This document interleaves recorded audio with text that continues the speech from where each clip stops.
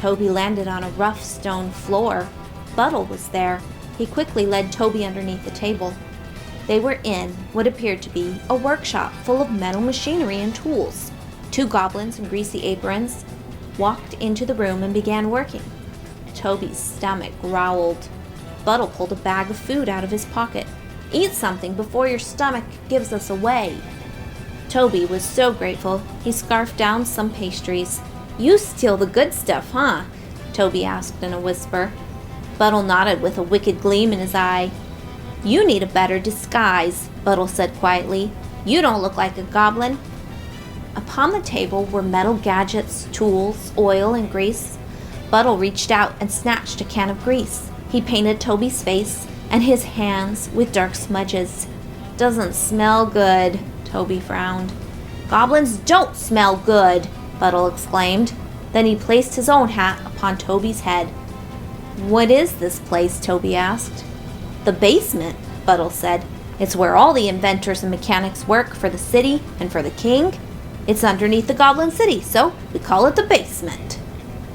"Follow me," Buttle whispered, and he snuck out from under the table and through the next room. Toby was quite nervous. He waited until the 2 goblin workers were not looking his way. Then he crawled out of the room. Buttle was hiding behind a wooden door that leaned up against the wall. It was an unfinished door waiting for decorations. This room was large and had many decorative items within, mostly metal and wood, but there were a few crystal and jewel items as well. This collection was a mixture of made from scratch and saved from the trash items. Shelves and shelves lined the walls to hold the items. A long table ran down the middle of the room where the projects were placed for applying the decorations. Toby hid himself behind the same door as Buttle and peered around the room. The 2 youngsters saw many projects there: weapons, chairs, armor, and a few inventions. One invention appeared to be a little robot with flashlight eyes and a video camera on its chest. Another invention was obviously robotic arms that one could attach to their torso for some reason unknown to Toby.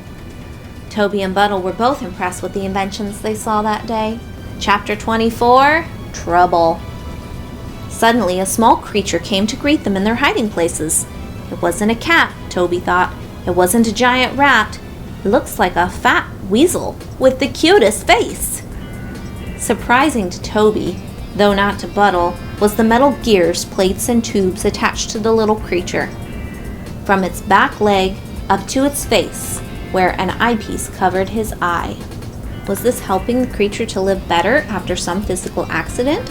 Or was this an experiment that burdened the weasel? The creature stopped and stared for just a moment, then scurried up to Toby and brushed its body up against the boy, looking to make a new friend. Toby was happy to meet the creature and brushed its soft fur.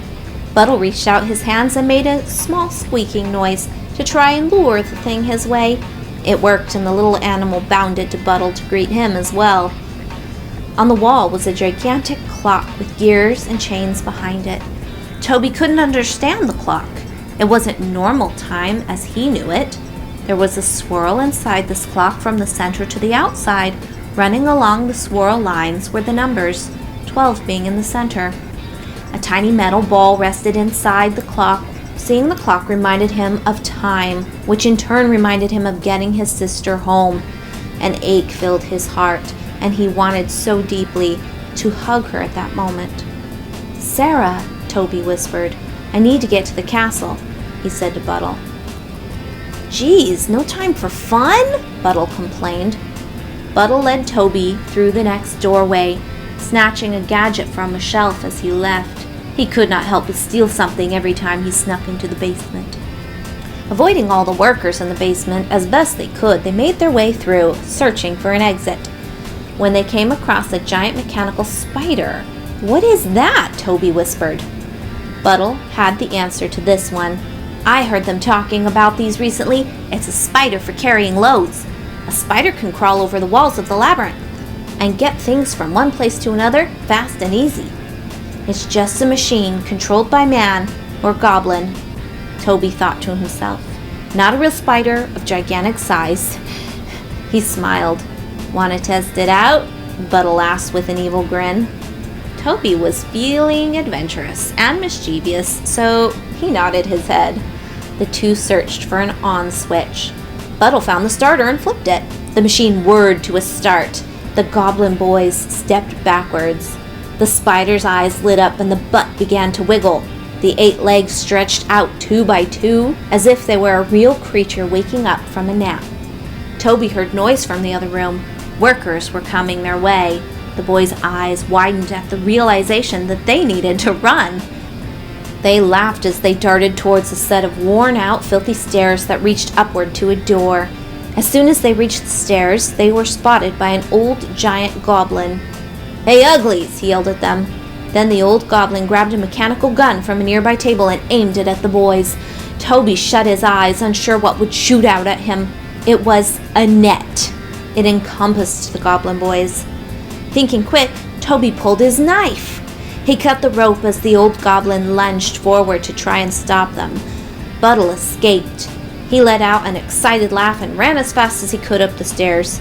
Toby followed after, with fear in his face. The goblin chased them, but once the kids were through the door at the top of the stairs, the old man gave up. "Ain't worth it," he grumbled and went back to work. Chapter 25, The Plan. Hoggle started packing up his fruit. "We've got to get Sarah away from Jareth," he said. "Plan?" Ludo asked. "We shall need a way in, disguises, a distraction, and a way out," Sir Didymus announced. Hoggle spoke up. "I have a way in." "There's no time to pack up all this. Forget it," Hoggle said, throwing his hands in the air. "Just leave it. Sarah needs us." Ludo was at the table next to Hoggle's, trying on crazy helmets and hats, one of which was large enough to actually fit Ludo.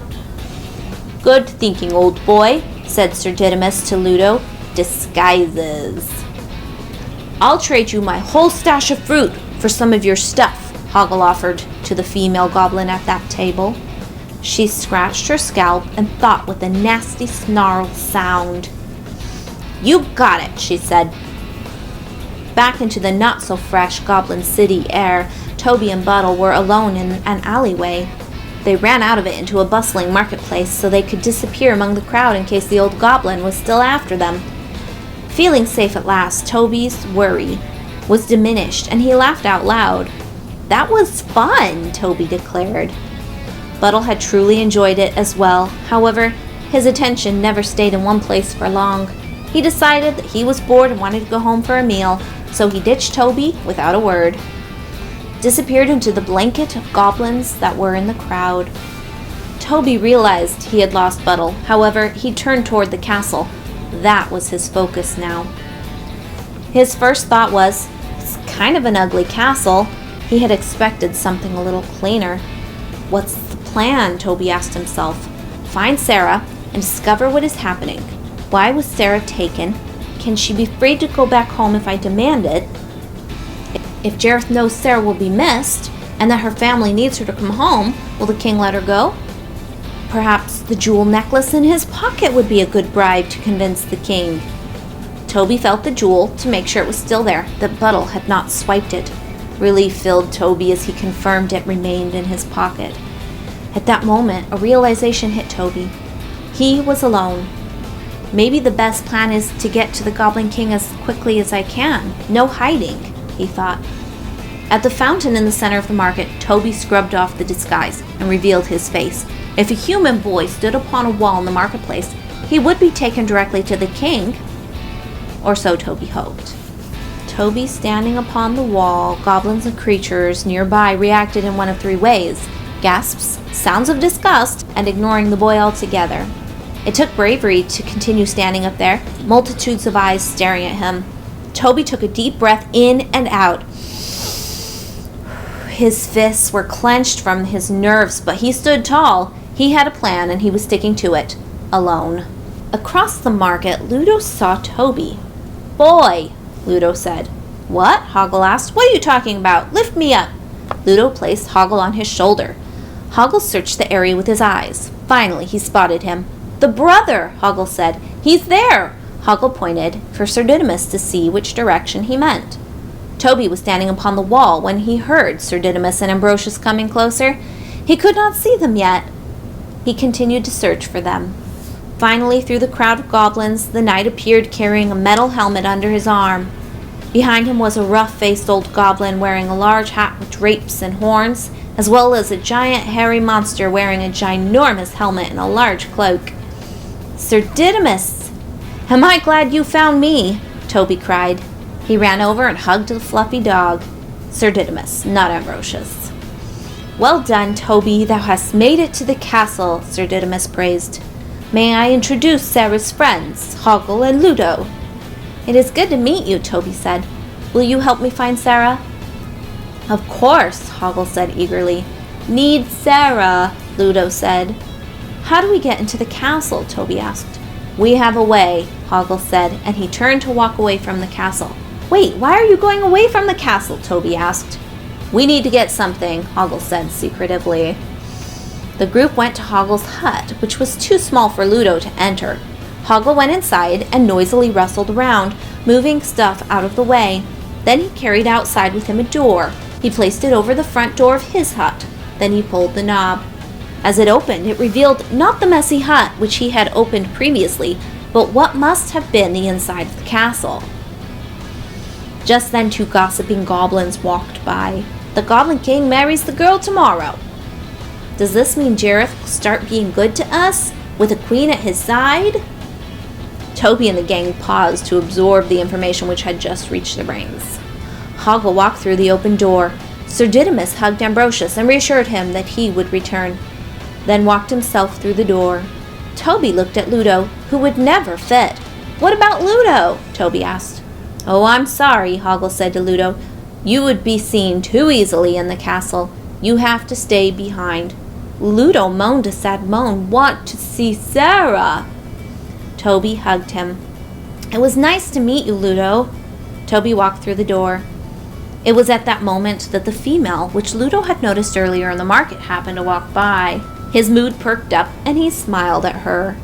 She pretended to be doing something at the water spout nearby, getting up her courage to go directly to Ludo next. She looked up at him, and they locked eyes. Chapter 26, Colorful and Clean. In the corridors of the castle, Sarah was cuddling Samira when the dust from the creature caused Sarah to sneeze. An idea came into Sarah's head. She would give Samira a bath. Soon she had found a bucket and filled it with soapy warm water.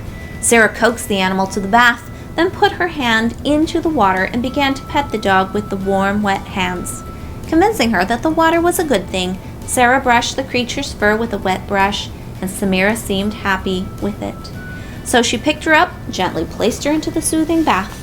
Samira splashed around, making a watery mess on Sarah and the entire area. Samira was enjoying herself, and Sarah laughed as she cleaned the poor creature up. Sarah took Samira to her bedroom, seeing as it was the cleanest room in the castle. There the dog could dry off without getting more dirt on herself. Sarah brushed her fur, and she looked prettier than she had ever been. Her colors were so bright and fun. Sarah held her up in a cuddle as she showed her their reflection in the mirror. Sarah opened the door and let the new pup out into the castle. As Samira ran through the building, the goblins she came across did not recognize her. She even gave some of the goblins quite a fright to see such a fine and clean thing roaming the castle unexpectedly. Samira found Faru, who needed a moment to realize who this loving creature was. "How did you get so clean?" he asked, a bit disgusted, and Samira licked Faru's face in response. Jareth scoffed at the sight as he walked to meet Sarah near her bedroom. He was followed by his chef with a menu. Sarah hugged Jareth. "There is much to be done for the wedding," he said. "Do you want to help? You could choose the food for the celebration. It is tomorrow, after all." Sarah was very aware of the upcoming wedding, as the goblins were decorating the ballroom with white lace and cloths, which were very hard to find. While the goblins hung the white pieces, they struggled to keep them clean. From dust on the ground to dirt on their fingers, there was contamination everywhere. "Are you happy?" Jareth asked. Sarah smiled, for she truly believed what she said next. "I am happy." It was at least the closest thing to true happiness that she had felt since she had arrived. Jareth took Sarah's face into the palms of his hands and kissed her sincerely. She felt that kiss from her head to her toes in a manner which she had never experienced before. Chapter 27. The Hooded Woman. The hooded woman sneaked past the goblin guards at the castle gate. The guards, who were slacking off, were easily distracted and lounging around instead of keeping a keen eye out for trespassers. Inara smiled at how easy and smooth the entry went for her. She entered the castle and dodged being caught. She had lost the magical crystal she needed. Lost it after all that work to get it in the first place, leaving no choice but to re-enter the castle and steal a new one from Jareth's secret magic room. She made her way into the kitchen and found the chef there. "Inara, my princess," the chef greeted her with a respectful bow. "What are you doing back here?" "I need to get another crystal. I no longer have the one I stole a few days ago. It doesn't matter how or why. I will just go back inside and get another," Inara explained. "Has Jareth realized his crystal room has been entered?" Inara asked. "From what I have seen and heard, he has not figured it out," the chef responded. "But taking another will make it more obvious that his collection is diminishing. You will need to be fast in your travels and using the magic before Jareth catches on." "You are a loyal servant," Inara said. "I need you here. No matter what goes down in the castle, you must not be unmasked as mine." "Of course," the chef agreed. Inara left the kitchen and made her way with stealth toward the crystal room. "Sarah has been here in the castle before? Years ago?" Toby asked. "Yes, we helped her get into the castle then. We fought a mechanical giant, but Sarah faced Jareth without us. She chose to do it alone. She was brave. Despite her fear, she stood up to danger on her own," Hoggle said. "Maybe Sarah is breaking herself out of the castle right now," Toby hoped. "If she knows the castle, she might know how to get out." "The worst-case scenario," Sir Didymus thought aloud, "would be that Jareth has forced Sarah to be his bride." The faces of all in the company saddened. That would make the situation trickier.